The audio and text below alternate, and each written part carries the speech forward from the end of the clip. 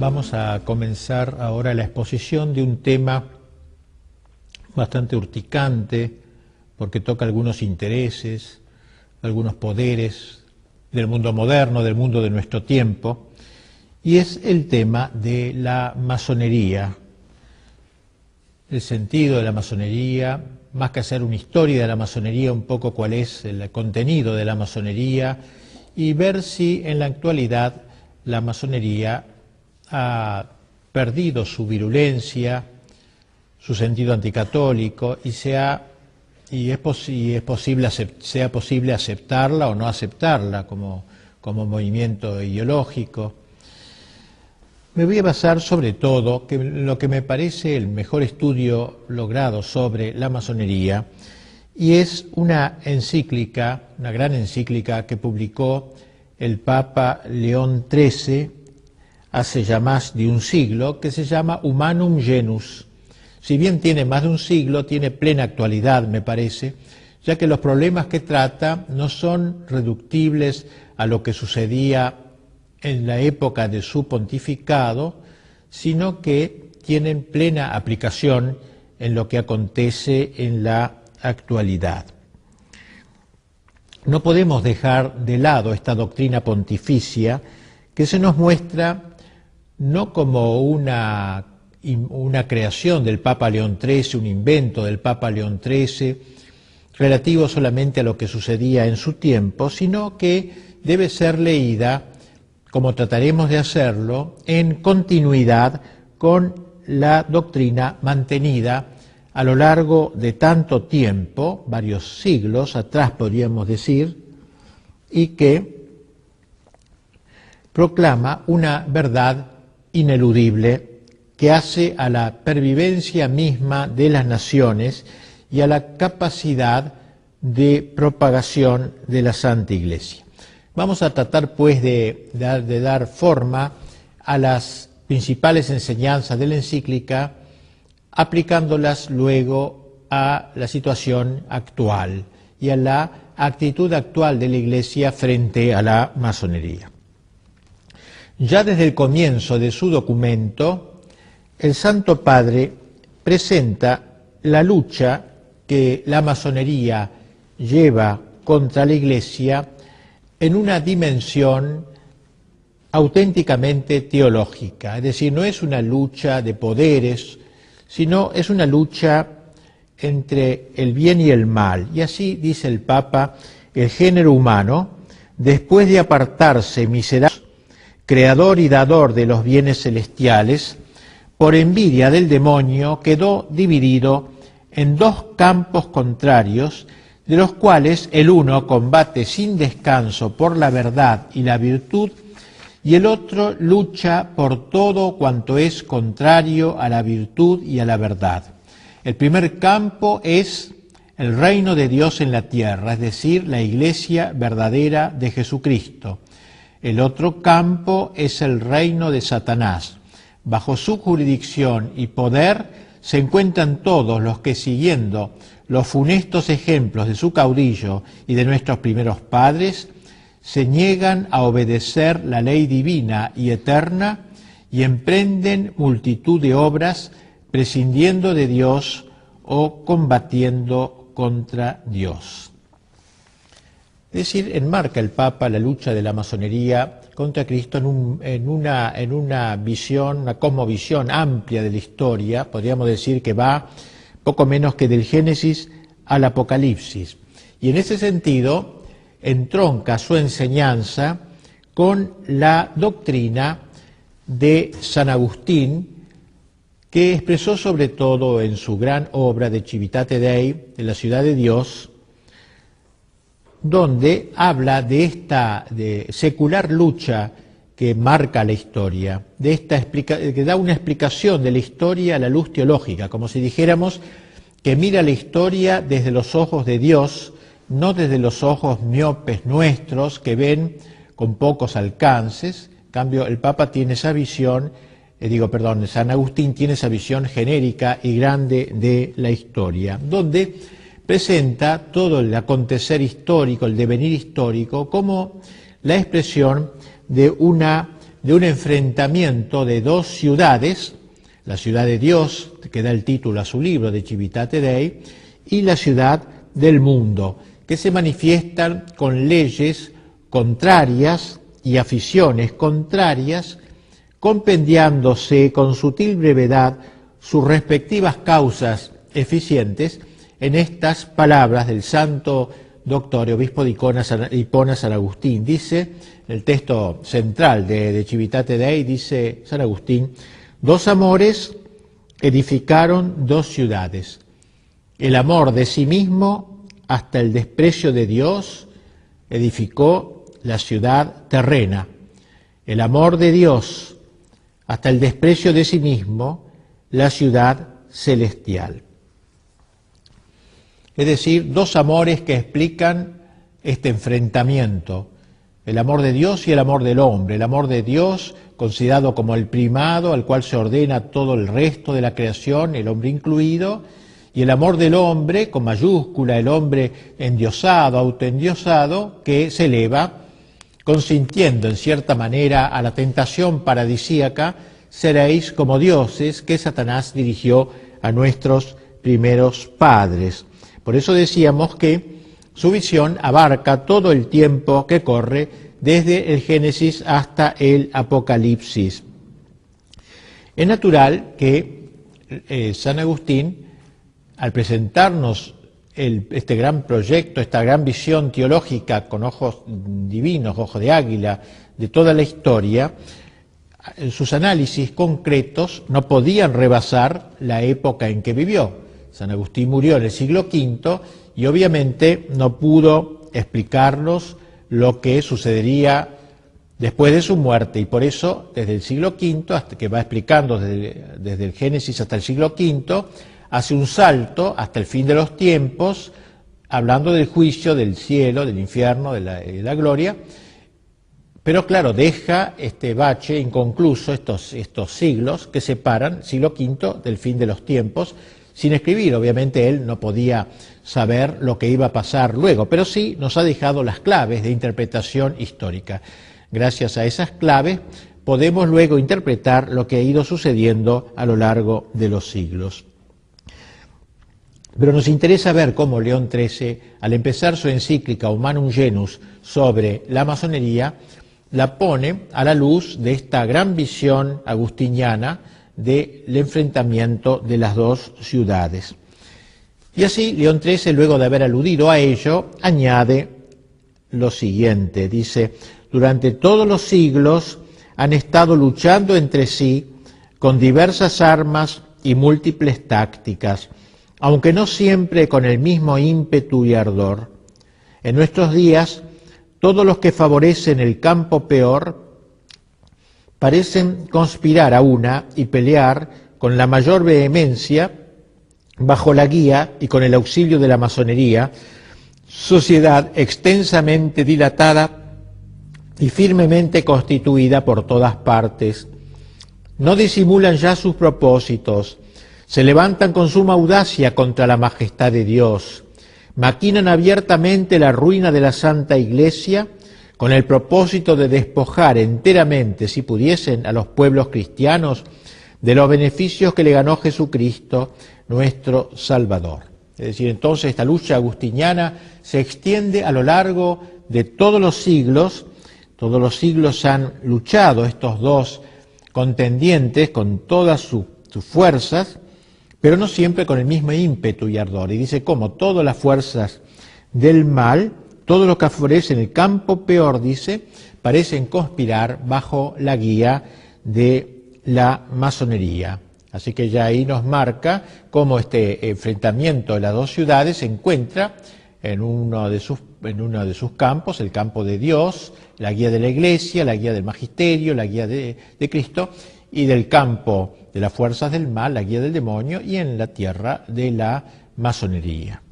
Así creo que ya desde el principio vemos cómo el Papa enmarca este estudio en una visión teológica y no meramente sociológica, o considerar la masonería simplemente como una asociación más en la historia, sino como una promotora, como una guía de todas las fuerzas que conspiran contra el Evangelio y la evangelización.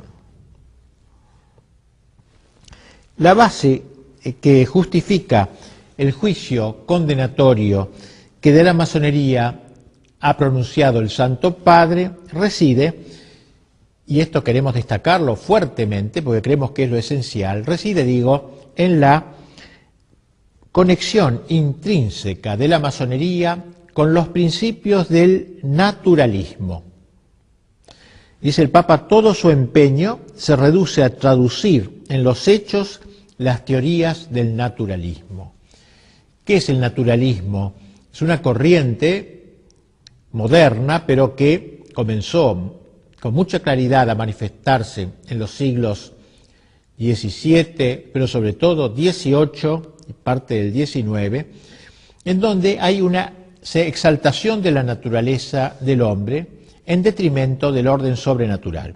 Sabemos nosotros los cristianos que en el mundo hay todo un orden natural, que es el orden de las cosas de la tierra, el orden de las personas que vivimos acá, de la economía, de la política, del arte, de la cultura, todo el orden temporal vive en ese orden natural. Es decir, natural significa que hubiera brotado instintivamente de los hombres tal cual Dios los ha creado en su naturaleza. El hombre por naturaleza tiene que trabajar en economía, tiene que hacer política, preocuparse por el bien común, tiene que trabajar en el arte, la cultura, en fin, todo lo natural, lo que brota naturalmente del hombre. Pero además de eso, los cristianos sabemos que existe un orden sobrenatural, la palabra lo indica, un orden que está por encima de la naturaleza y que es el orden del trascendental, el orden de la trascendencia, el orden gratuito, que Dios no estaba obligado a dar al hombre por ser hombre, sino que lo ha agregado, lo ha añadido en cierta manera. Por eso decimos sobrenatural. Pues bien, el naturalismo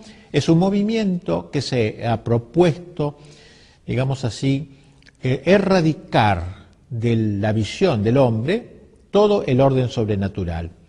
Que el hombre no crea que no existe más que el orden natural.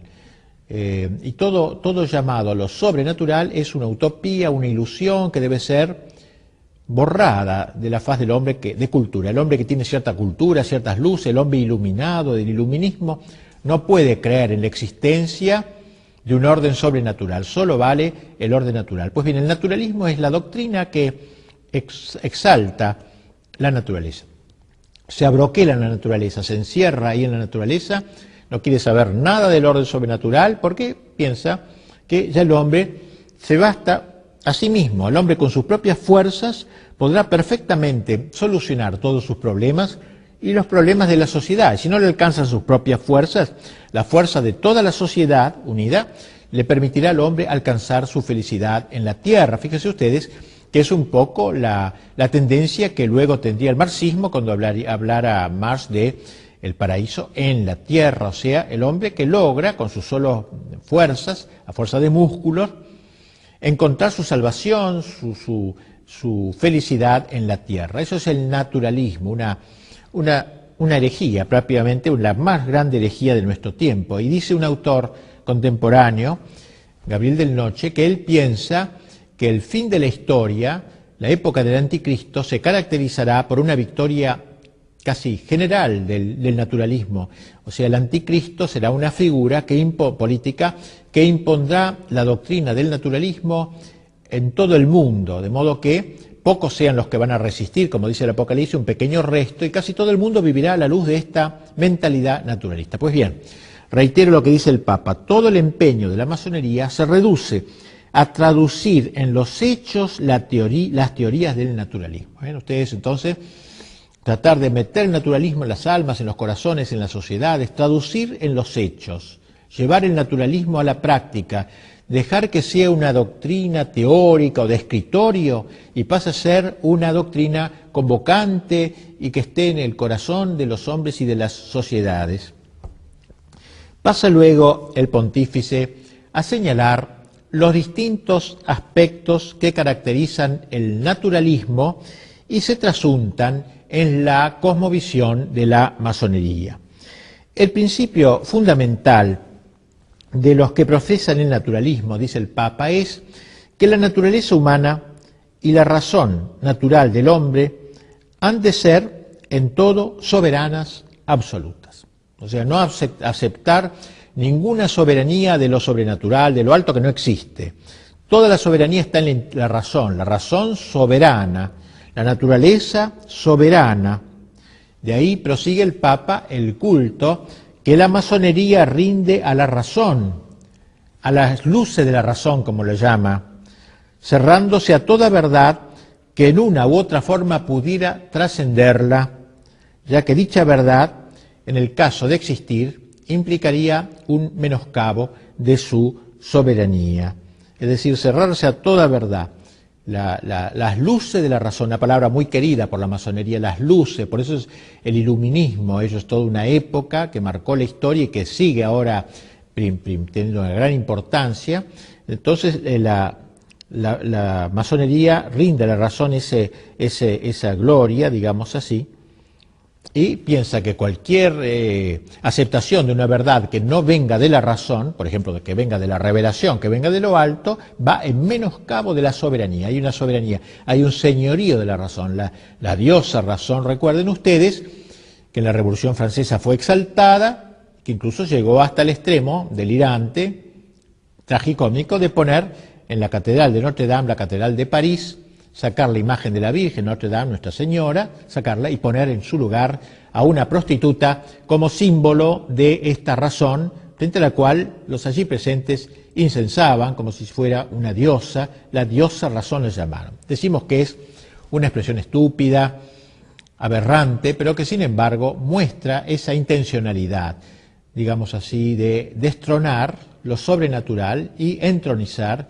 esta nueva diosa, la diosa de la razón soberana, es decir, que no reconoce nada por sobre la razón. Pues el Papa ha dicho con toda claridad, explica esto. Entonces, sigue diciendo el Papa, ante esta actitud implica que no hay lugar ya para la revelación divina y por consiguiente carecen de sentido los dogmas religiosos, porque el dogma precisamente es una verdad que viniendo de lo alto la asume el magisterio de la Iglesia y la propone así como es, como una verdad infalible, porque ha venido justamente de lo alto. Y así, escribe el Papa, no aceptan verdad alguna que no pueda ser alcanzada por la razón humana. Por ejemplo, que la verdad de que Cristo es Dios, digamos así, o la verdad de que Dios es uno y trino, hay un solo Dios y tres personas, la verdad de la Eucaristía, la presencia real de Jesucristo, la transubstanciación, todos esos dogmas, digamos, no caben de ninguna manera porque disminuyen la razón humana, disminuyen al hombre, la soberanía del hombre. Ahora bien, como es oficio de la Iglesia Católica guardar enteramente y en su íntegra pureza no sólo el depósito de la doctrina revelada directamente por Dios, que trasciende infinitamente los logros más elevados de la razón, sino también la autoridad del magisterio y de los demás medios sobrenaturales para la salvación, dice el Papa, de ahí que todo el ataque iracundo de estos adversarios se haya concentrado sobre la Iglesia. Yo quisiera destacar bien esta idea del Papa que me parece muy profundo. La masonería no es ante todo un ataque contra la Iglesia, un deseo de destruir el cristianismo, el catolicismo. La masonería es ante todo un ataque en pro del naturalismo. Esto es lo esencial de la masonería. Pues un masón a lo mejor podrá decir que cree en Dios, etcétera, que cree en el bienestar humano, que cree en la felicidad del hombre, pero no tocarle este tema. Esto es lo central de la masonería, el naturalismo, no luchar contra la Iglesia. Esto segundo. Lucha contra lo revelado, contra lo sobrenatural, y por eso lucha contra esto. Es una consecuencia, lucha contra la Iglesia. Pero no ha nacido la masonería para luchar contra la Iglesia, sino para implantar en el mundo el naturalismo, y eso implica atacar al principal defensor del orden sobrenatural, que es la Iglesia Católica. De ahí se explica mejor el sentido de esta lucha, que como se ve es una lucha teológica, no es una lucha sociológica, política, que se puede explicar por razones temporales, sino que es algo mucho más profundo y más, podríamos decir, no tengamos miedo de decirlo, diabólico, ya que, como lo ha dicho también de algún modo el Papa. Bien, afirma el Papa que eso es lo que los ha llevado a perseguir abiertamente a la Iglesia en varias naciones, oprimiendo al clero con leyes inicuas, suprimiendo o dispersando cuando tenían poder las órdenes religiosas y sobre todo atacando a la Santa Sede y al Romano Pontífice. Destaquemos la sutileza, y pienso que esto es muy importante frente a algunas interpretaciones ingenuas quizá de todos estos problemas y de la misma masonería como tal. Digo, la sutileza con que el documento del Papa que estamos comentando, más allá de los episodios anecdóticos, analiza el sentido profundo que se encubre en el ataque de la masonería contra la Iglesia. De lo que se trata en última instancia es, insisto una vez más porque me parece tan fundamental, es del ataque de lo natural en rebelión contra lo sobrenatural, de la razón contra la revelación, o del racionalismo, si se quiere, contra la revelación. Pero el Papa da un paso más. Como la secta, como la llama secta, en su afán libertario, ha declarado la independencia de la razón humana respecto de toda revelación o de todo magisterio que la trascienda, que trascienda la razón, que no esté estrictamente incluida en las coordenadas de la razón, resulta que en la práctica algunos masones optan por aceptar a Dios, creen en Dios o dicen que aceptan a Dios, otros por negarlo, otros tienen de Dios un concepto totalmente erróneo. O sea, no todos los masones dicen Dios no existe de ninguna manera.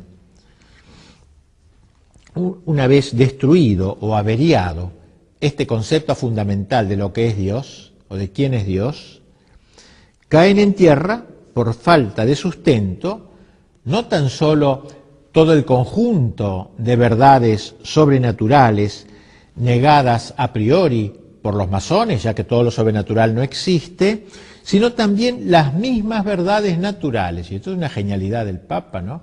Un poco de acuerdo a aquello que decía Chesterton, que cuando se destruye el orden sobrenatural, se atenta contra el orden natural, porque el orden natural de alguna manera se apoya en el orden sobrenatural. Si yo quito el orden sobrenatural, dejo sin sostén al orden natural. Y entonces dice que los masones, que si bien al principio no negaban el orden natural, por el hecho de negar el orden sobrenatural, acaban por negar, por ejemplo, la creación libre del universo por parte de Dios, algunos masones, o la providencia divina sobre el mundo, o sea, Dios hizo el mundo pero luego lo deja marchar a su arbitrio, o la inmortalidad del alma, como algunos masones niegan, o el premio o castigo en la otra vida. Es decir, dice el Papa con claridad, que derribado el orden sobrenatural, se desploma también el orden natural. Parece un dato muy inteligente, muy importante del Papa, frente a todos estos naturalistas que enarbolan el orden natural, y no se dan cuenta que se autodestruyen al negar el orden sobrenatural, porque le quitan la base y la sustentación. San Agustín lo decía a su manera: el hombre que se resiste a dejarse elevar a lo sobrenatural, ineludiblemente se va degradando hacia lo animal. O sea, el hombre es un ser extraño, es un ser hecho para el éxtasis. Éxtasis significa salir de sí. O sale de sí para arriba, endiosándose por la gracia, se hace superhumano, podríamos decir, sobrehumano, pero por la gracia, así, o el hombre se degrada hacia abajo, se sale de sí hacia abajo, degradándose, animalizándose. No existe entonces el naturalismo puro, el humanismo químicamente puro, el hombre químicamente puro no existe. El hombre está hecho para trascenderse, o se trasciende hacia arriba por la gracia, o se trasciende, digamos, inventemos una palabra, trasdesciende de sí por el pecado, degradándose y animalizándose. No resulta posible establecerse de manera definitiva en un orden puramente racional, clausurado a toda trascendencia. Al cerrarse a lo suprarracional, el hombre se vuelve infrarracional. Creo que esta es una genialidad del Papa León XIII en su encíclica, haber mostrado cómo la masonería, al exaltar el orden sobrenatural en la negación del orden sobrenatural, destruye al hombre, a ese hombre al que trata al que inciensa, a ese hombre escrito con mayúscula, al hombre de los derechos del hombre, a la soberanía del hombre, a la soberanía de la democracia, a la soberanía del pueblo, todas esas soberanías que inventa, sobre todo el pensamiento masónico, digamos así, el Papa demuestra su vacío, su inanidad, su vacuidad total. El naturalismo es un atentado contra la inteligencia que al cerrarse a la verdad sobrenatural queda, por así decirlo, como castrada. Y como la voluntad sigue a la inteligencia, también la voluntad se ve herida en su tendencia hacia el bien. O sea, no solamente queda herida la inteligencia del hombre, sino también su propia voluntad. Las tres fuentes o verdades de donde brotan toda moral y toda justicia son, según la enseñanza de León XIII, en primer lugar, un Dios creador y gobernador providente del mundo. En segundo lugar, una ley eterna que manda conservar el orden natural y prohíbe perturbarlo. Y finalmente, el fin último del hombre, más allá de todas las realidades humanas y de esta transeúnte, pasajera vida terrenal. Si se suprimen, dice el Papa, como suelen hacerlo el naturalismo y la masonería, la ciencia moral y el derecho quedan destituidos de todo fundamento y defensa. En efecto, dice el Papa, la única moral que reconoce la familia masónica es la llamada moral cívica, independiente y libre, es decir, una moral que excluye toda idea religiosa. Y aquí tenemos cómo aquella masonería que inicialmente se mostró prorreligiosa, creyendo quizás en Dios, etcétera, acaba diluyendo todo esto, diluyéndose plenamente en una secta, digamos, donde queda excluida toda idea religiosa. El rechazo de las verdades enseñadas por Dios, este iluminismo, este racionalismo, conduce necesariamente, según observa con sagacidad el Santo Padre, a la negación del pecado de nuestros primeros padres. O sea, a la idea de que la naturaleza del hombre nace dañada por el pecado de origen comunicado de padres a hijos y consiguientemente lleva a la negación de una naturaleza debilitada y proclive al pecado. Claro, si no hay pecado original, la naturaleza del hombre no ha sido tocada, no ha sido herida, averiada por el pecado, el hombre nace perfecto cuando nace. Un poco la idea de Rousseau, el hombre naturalmente bueno, que lo hace malo en la sociedad. No hay ninguna cosa previa, no hay ningún pecado original, no hay nada con que haya nacido malo. Es bueno, de por sí, si lo dejaran, por ejemplo, en una selva, sería buenísimo el hombre. ¿Por qué se hace malo el hombre? Por la sociedad lo arruina. Bueno, esta un poco es la idea de Rousseau, ¿no? Hemos visto, por el contrario, hasta qué punto los masones exageran las fuerzas y la excelencia de la naturaleza humana, precisamente porque el hombre no tiene pecado de origen, exageran la fuerza de la justicia humana, poniendo en esta el único principio regulador de la justicia. Ni siquiera se les llega a ocurrir la necesidad de que hay que sofrenar los ímpetus de la naturaleza y sus pasiones desordenadas. O sea, si el hombre ha nacido sin pecado original, sin malos instintos, ¿por qué la necesidad de mortificar las pasiones? Dejemos libre curso a los ímpetus del hombre, a las tendencias del hombre, dejémosles libre curso, porque son sanas, son buenas. De modo que no es necesario adquirir un señorío de sí, como dicen los cristianos, un dominio de sí, fruto de un combate, una lucha interior, un combate prolongado y una constancia muy grande. No existe lucha interior, sino que el hombre de por sí es naturalmente bueno. Se trataría de una nueva y sutil formulación del viejo pelagianismo. ¿Qué era esto? El pelagianismo era una vieja herejía llamada así por su fundador, un tal Pelagio, el cual él y sobre todo sus seguidores sostenían que el hombre podía salvarse con sus propias fuerzas. Es decir, que los cristianos decimos que para salvarnos necesitamos la ayuda de Dios, la ayuda de la gracia. Los pelagianos decían que no, que el hombre se podía salvar y autorredimirse, salvarse solo. Pues bien, podríamos decir que la masonería resucita la vieja idea pelagiana. El hombre, por las solas fuerzas de su voluntad, es capaz de adquirir la rectitud natural, no necesita de la ayuda de Dios. El hombre, a fuerza de músculo, dice, quiero ser bueno y punto, y es bueno y se terminó.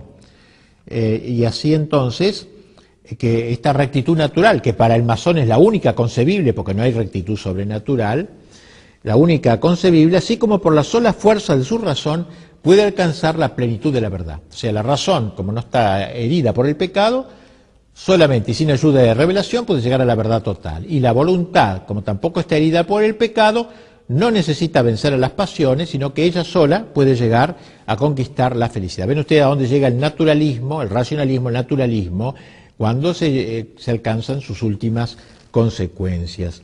Sin embargo, como insinuábamos más arriba, una actitud semejante, negatoria de la gracia, en realidad acaba por desembocar no en el santón laico, ese masón honesto, naturalmente honesto, digamos así, honesto burgués, como se ha dicho a veces, que se esperaba, sino en un hombre abiertamente desenfrenado. O sea, en el fondo, si se le deja al hombre seguir los instintos, seguir sus ocurrencias intelectuales, no es como el hombre no es naturalmente bueno, como dicen los masones, sino está tocado por el pecado, ¿no? Entonces acaba en el desenfreno total. Justamente si no hay una lucha interior, si no hay una victoria interior sobre las pasiones, el hombre acaba en un caos, en una Babel interior. Y así dice el Papa, comentando esto, dice, por esto vemos el ofrecimiento público a todos los hombres de innumerables estímulos de las pasiones, periódicos y revistas sin moderación y vergüenza alguna, obras teatrales extraordinariamente licenciosas. Al obrar así, proceden criminalmente, pero son consecuentes consigo mismos todos los que suprimen la esperanza de los bienes eternos y la reducen a los bienes caducos, hundiéndola en la tierra. Hunden su esperanza en la tierra. Linda la fórmula del Papa, ¿no? Hunden su esperanza en la tierra. La esperanza justamente que es hacia el más allá, que es una virtud teologal, que nos hace esperar en Dios, en el cielo, etcétera. Estos señores ponen la esperanza en la tierra, la hunden en la tierra, y esto produce este desenfreno que se muestra en los periódicos, en el cine, en todos lados, ¿no? En donde, pero son consecuentes consigo mismos, dice el Papa, claro, porque si niegan el orden sobrenatural y niegan que el hombre nazca con el pecado original, estas son las consecuencias lógicas de tales pensamientos. Me parece que el Papa desnuda claramente el contenido de la masonería, que se muestra tan caballeresca, tan gentilhombre, etcétera, y muestra como un espantapájaros. Si se le saca, lo que queda en el fondo es dos palos atravesados, no queda nada. El naturalismo doctrinal y moral que inspira todo el quehacer de la masonería tiene consecuencias asimismo en el orden social. Por lo que toca a la sociedad doméstica, la doctrina naturalista reduce el matrimonio a la categoría jurídica de un mero contrato entre un hombre y una mujer, cuyo vínculo, enteramente sujeto a la autoridad civil, es legalmente rescindible según la voluntad de los contrayentes. De ahí como la masonería siempre ha estado a la cabeza de toda lucha a favor del divorcio, precisamente por esto, porque el matrimonio es un contrato libre. Yo ahora lo hago con una mujer o con un hombre determinado, y luego, si dentro de 10 años no me encuentro bien, o dentro de 15 días no me encuentro bien, lo rescindo, como cualquier contrato, lo puedo rescindir. Claro, ese es el fundamento del divorcio, que antes no existía y se fue metiendo poco a poco en buena parte, en varios países, por directa instigación de la masonería. Y en lo que atañe a la educación de los hijos, el naturalismo prohíbe enseñarles, o la masonería, cosa alguna como cierta y determinada en materia de religión. No hay que enseñar religión a los chicos. Cada cual, al llegar a la adolescencia, escogerá lo que prefiera. Y así escribe el Papa, los masones están de acuerdo con estos principios.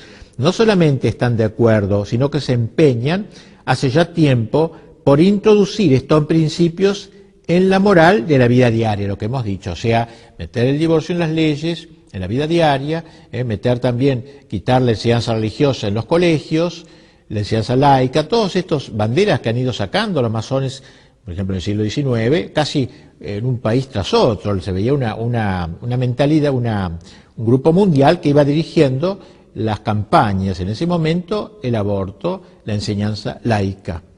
En confirmación de lo cual señala el Papa cómo algunos estados ya han introducido, dice el Papa, la ley del divorcio y otros están trabajando para ello. Esto hablaba él en 1880 y pico. Para el mejor logro de sus objetivos, la masonería intenta el monopolio en la educación de la juventud también. Con eso la va a formar en esta mentalidad, tratando de imposibilitar toda intervención de la Iglesia en dicho campo. O sea, la Iglesia que no se meta en los colegios, enseñanza laica. Y en varios lugares, dice el Papa, ha logrado que toda la educación de los jóvenes esté en manos de los laicos y que al formar los corazones infantiles nada se diga de los grandes y sagrados deberes que unen al hombre con Dios. Es decir, se le oculta al niño esta ligazón con el orden sobrenatural. Enseñanza laica, es decir, echar a los religiosos. En algunos momentos la masonería logró la expulsión de órdenes religiosas para, de alguna manera, poner toda la educación en manos de gente de su campo. Y en cuanto a la sociedad política, sigue diciendo el Papa, la intervención de la masonería es también demasiado evidente, trabajando tenazmente por anular todo posible influjo del magisterio y de la autoridad de la Iglesia en el ser y el obrar de los estados.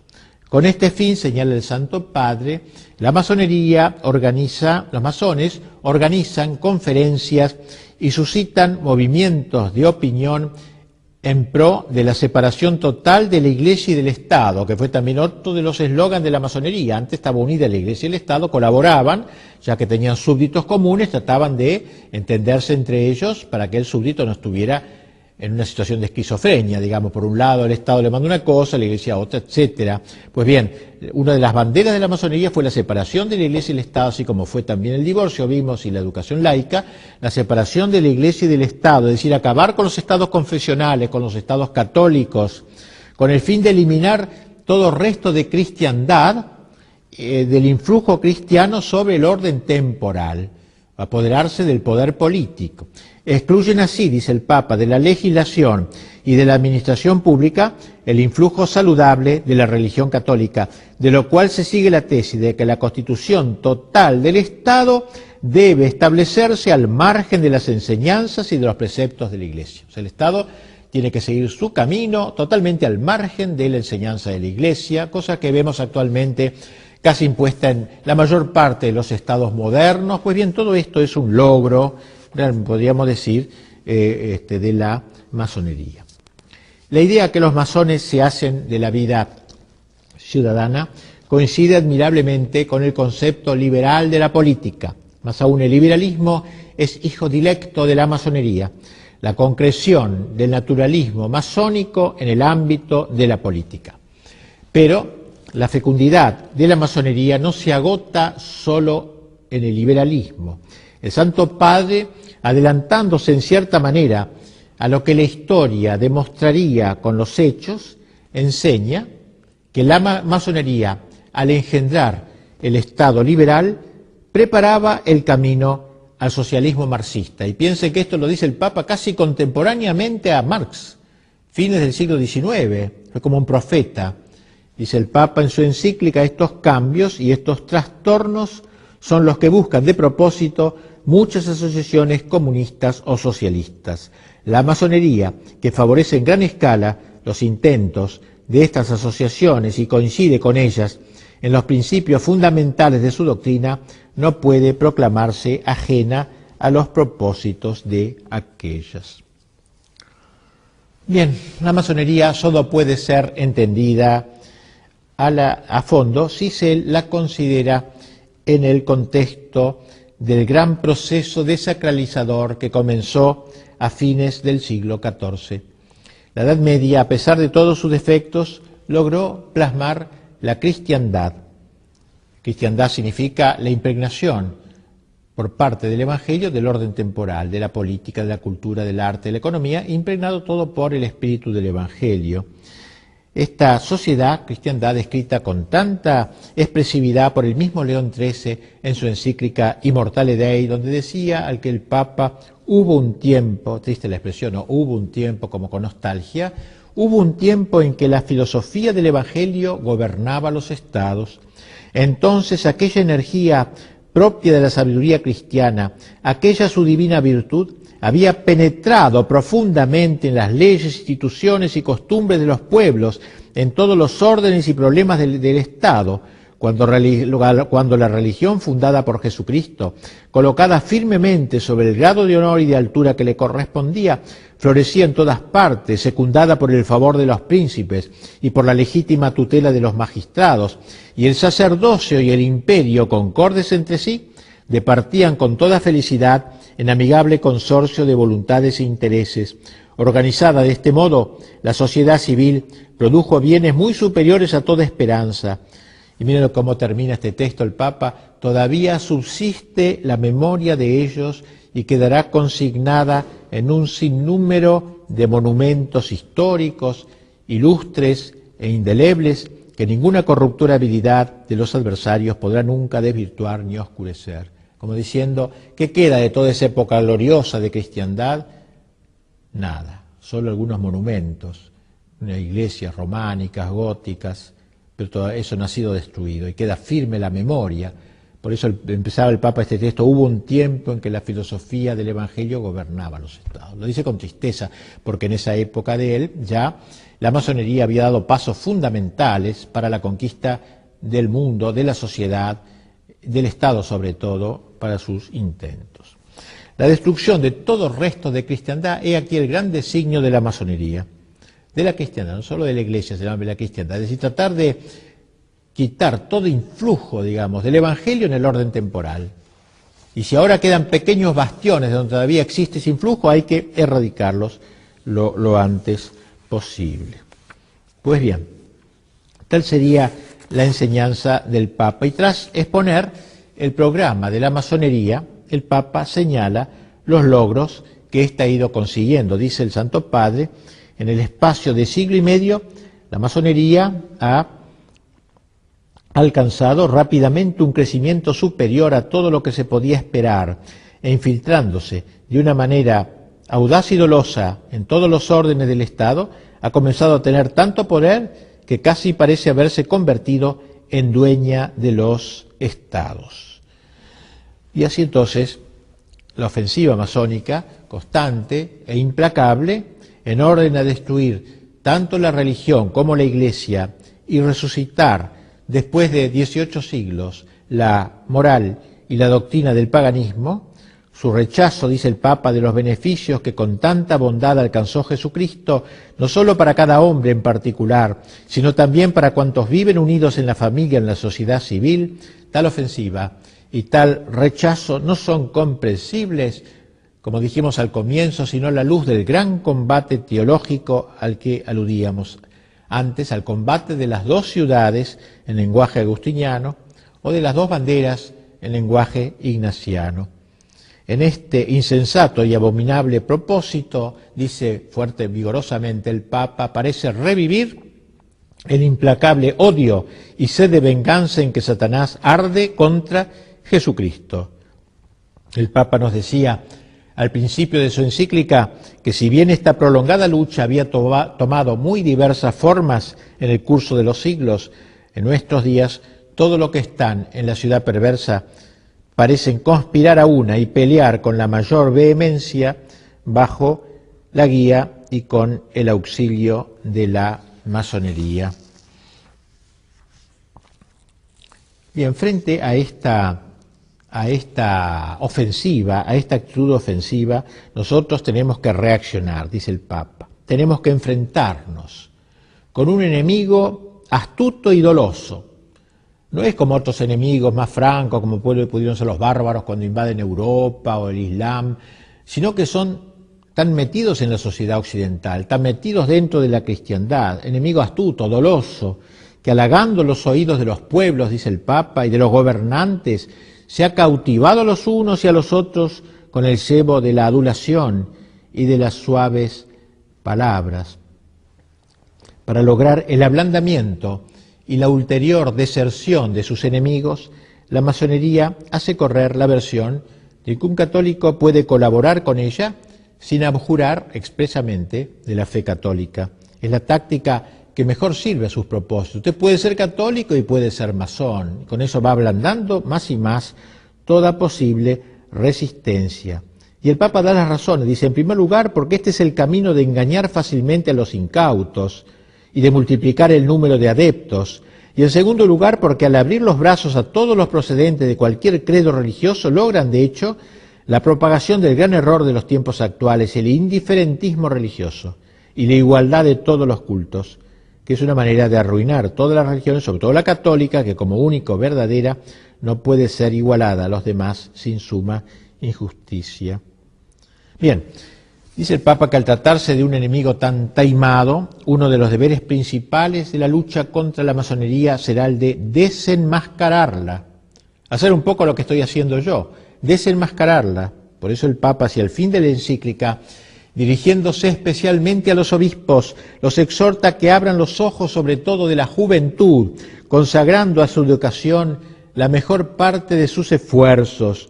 Nunca, dice, harán demasiado en orden a preservar a la adolescencia de las escuelas y maestros que puedan inculcarle el aliento malsano de las sectas. Habrá que incluir en la enseñanza de la doctrina la exposición y la perversidad de la masonería, de modo que todos puedan precaverse de las artimañas que suelen emplear para sus dañados propósitos. Termina el Papa elevando sus ojos a Nuestra Señora y a los santos.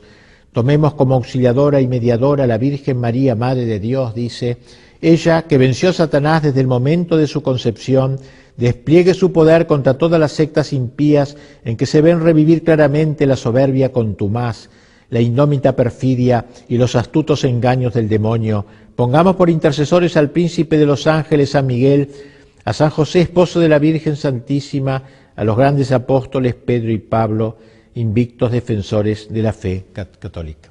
Tales son, a grandes rasgos, las principales ideas del Papa León XIII sobre la masonería, sobre esta gran ofensiva masónica fundamental para entender lo que sucede en los últimos tiempos. Tras la lectura de esta encíclica del Papa, alguno podría preguntarse si ella no resulta arcaica. ¿No es algo propio de épocas pasadas, los del Papa?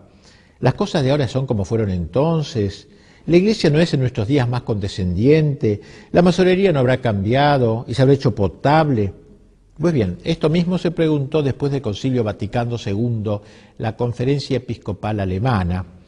Y así, entre los años 1970 y 1974 y 1980, tuvieron lugar, por su encargo, y en unión con las grandes logias unificadas de Alemania, largas conversaciones entre la Iglesia Católica y la francmasonería de Alemania con el fin de verificar si la posición de la francmasonería se había modificado de modo tal que en adelante fuera posible aceptar la compatibilidad entre la pertenencia a la francmasonería y la pertenencia a la Iglesia.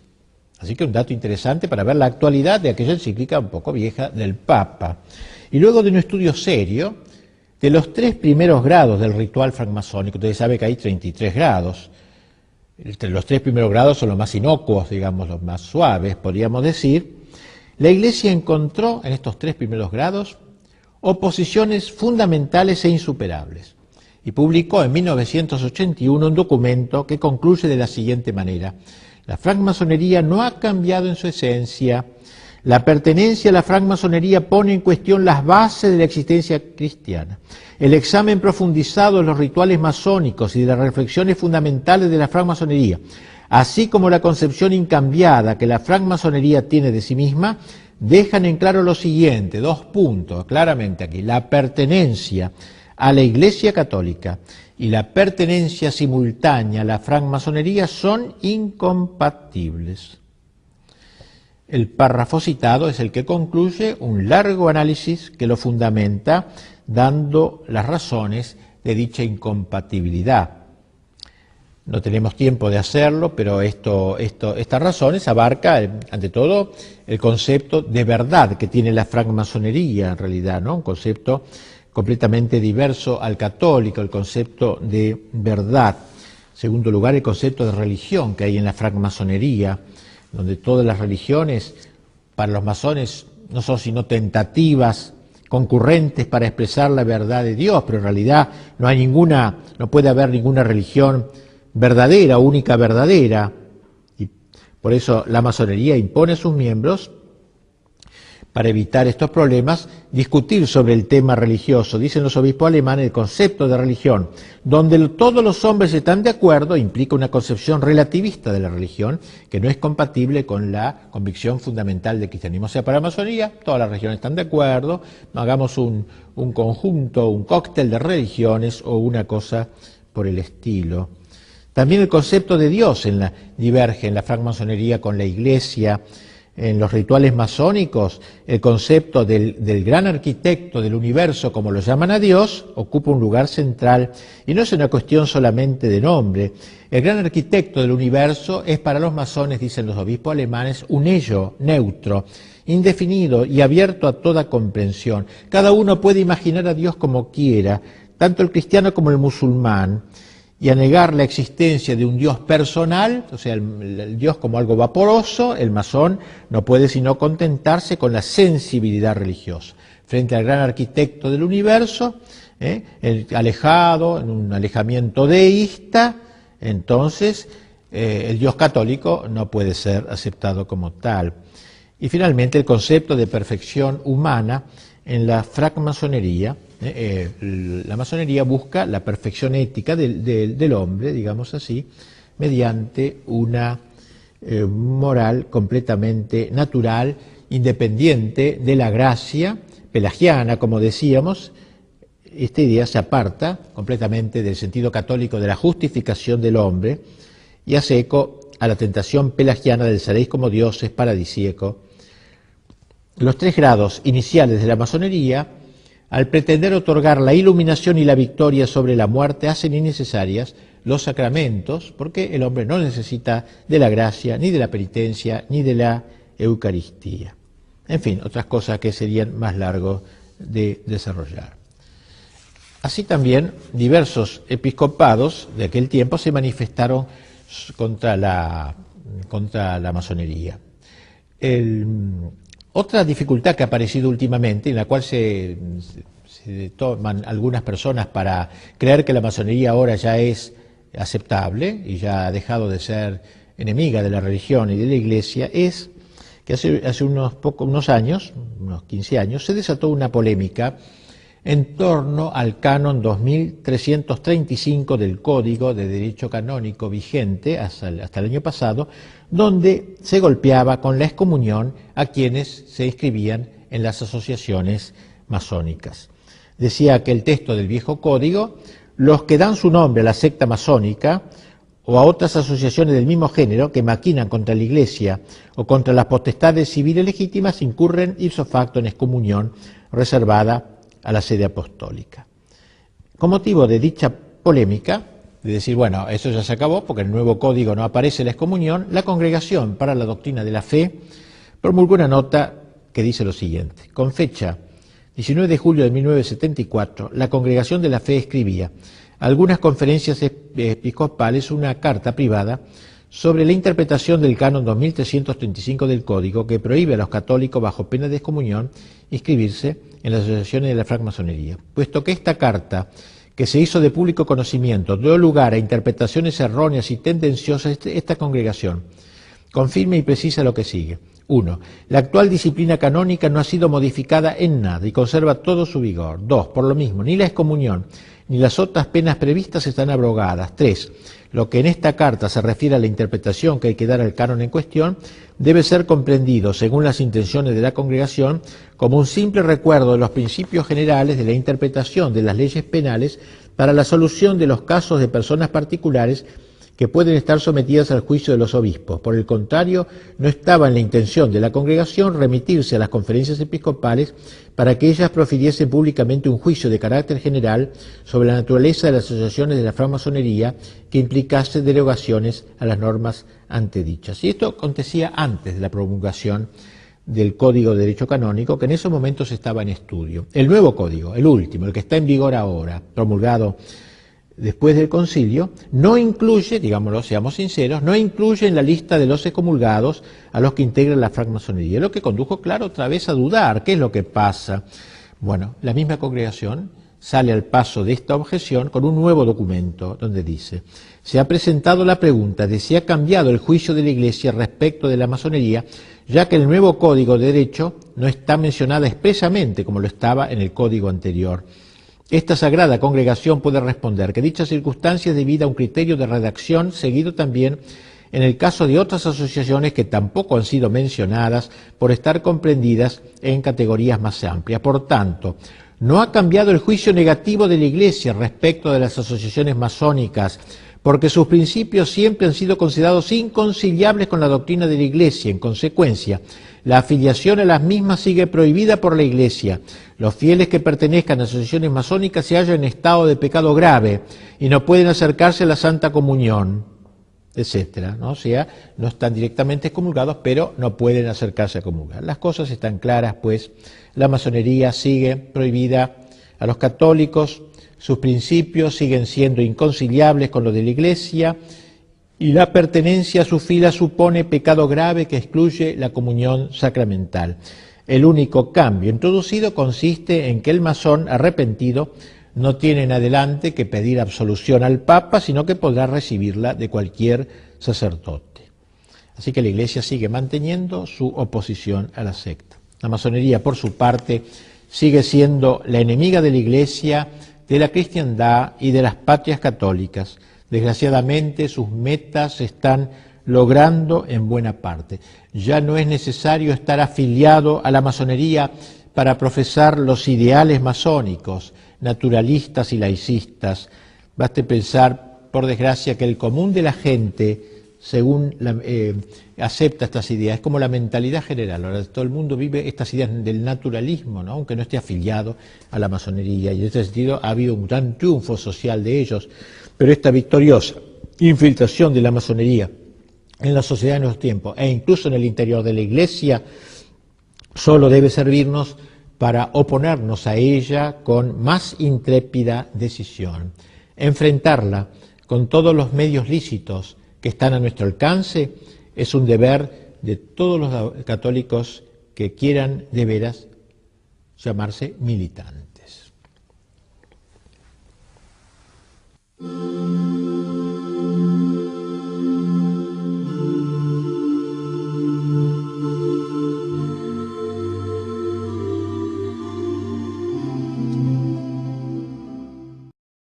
Cuidador de los bienes celestiales, por envidia del demonio, quedó dividido en dos campos contrarios, de los cuales el uno combate sin descanso por la verdad y la virtud, y el otro lucha por todo cuanto es contrario a la virtud y a la verdad.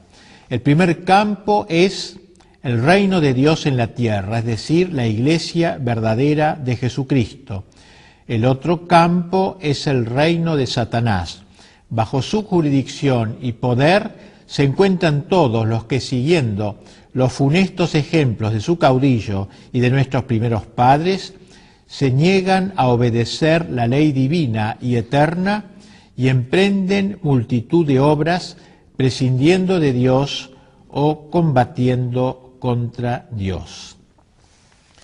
Es decir, enmarca el Papa la lucha de la masonería contra Cristo en una visión, una cosmovisión amplia de la historia. Podríamos decir que va poco menos que del Génesis al Apocalipsis.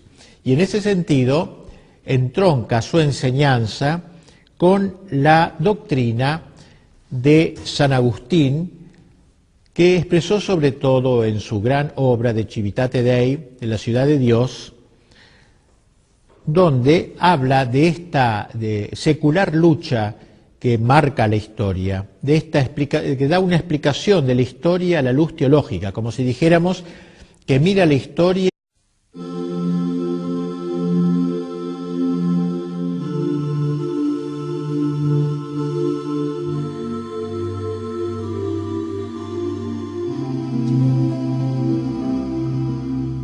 Vamos a comenzar ahora la exposición de un tema bastante urticante, porque toca algunos intereses, algunos poderes del mundo moderno, del mundo de nuestro tiempo, y es el tema de la masonería, el sentido de la masonería, más que hacer una historia de la masonería, un poco cuál es el contenido de la masonería y ver si en la actualidad la masonería ha perdido su virulencia, su sentido anticatólico y sea posible aceptarla o no aceptarla como movimiento ideológico. Me voy a basar sobre todo en lo que me parece el mejor estudio logrado sobre la masonería, y es una encíclica, una gran encíclica que publicó el Papa León XIII hace ya más de un siglo, que se llama Humanum Genus. Si bien tiene más de un siglo, tiene plena actualidad, me parece, ya que los problemas que trata no son reductibles a lo que sucedía en la época de su pontificado, sino que tienen plena aplicación en lo que acontece en la actualidad. A la tentación paradisíaca, seréis como dioses, que Satanás dirigió a nuestros primeros padres. Por eso decíamos que su visión abarca todo el tiempo que corre desde el Génesis hasta el Apocalipsis. Es natural que San Agustín, al presentarnos este gran proyecto, esta gran visión teológica con ojos divinos, ojos de águila, de toda la historia, sus análisis concretos no podían rebasar la época en que vivió. San Agustín murió en el siglo V y obviamente no pudo explicarnos lo que sucedería después de su muerte, y por eso desde el siglo V, hasta que va explicando desde el Génesis hasta el siglo V, hace un salto hasta el fin de los tiempos, hablando del juicio, del cielo, del infierno, de la gloria, pero claro, deja este bache inconcluso, estos siglos que separan siglo V del fin de los tiempos, sin escribir. Obviamente él no podía saber lo que iba a pasar luego, pero sí nos ha dejado las claves de interpretación histórica. Gracias a esas claves podemos luego interpretar lo que ha ido sucediendo a lo largo de los siglos. Pero nos interesa ver cómo León XIII, al empezar su encíclica Humanum Genus sobre la masonería, la pone a la luz de esta gran visión agustiniana del enfrentamiento de las dos ciudades. No podemos dejar de lado esta doctrina pontificia que se nos muestra no como una creación del Papa León XIII, un invento del Papa León XIII, relativo solamente a lo que sucedía en su tiempo, sino que debe ser leída, como trataremos de hacerlo, en continuidad con la doctrina mantenida a lo largo de tanto tiempo, varios siglos atrás podríamos decir, y que proclama una verdad ineludible que hace a la pervivencia misma de las naciones y a la capacidad de propagación de la Santa Iglesia. Vamos a tratar pues de dar forma a las principales enseñanzas de la encíclica, aplicándolas luego a la situación actual y a la actitud actual de la Iglesia frente a la masonería.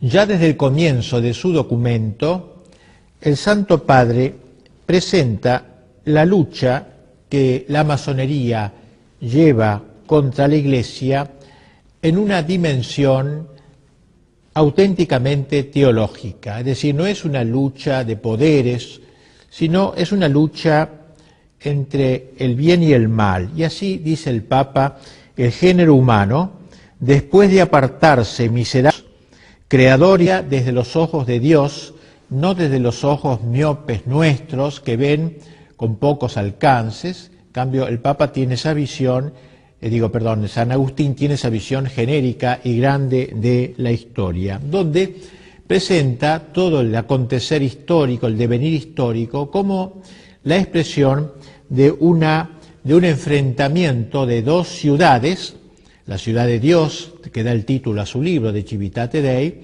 y la ciudad del mundo, que se manifiestan con leyes contrarias y aficiones contrarias, compendiándose con sutil brevedad sus respectivas causas eficientes en estas palabras del santo doctor y obispo de Hipona, San Agustín. Dice, el texto central de Civitate Dei, dice San Agustín: dos amores edificaron dos ciudades, el amor de sí mismo hasta el desprecio de Dios edificó la ciudad terrena, el amor de Dios hasta el desprecio de sí mismo la ciudad celestial. Es decir, dos amores que explican este enfrentamiento, el amor de Dios y el amor del hombre. El amor de Dios, considerado como el primado, al cual se ordena todo el resto de la creación, el hombre incluido, y el amor del hombre, con mayúscula, el hombre endiosado, autoendiosado, que se eleva, consintiendo en cierta manera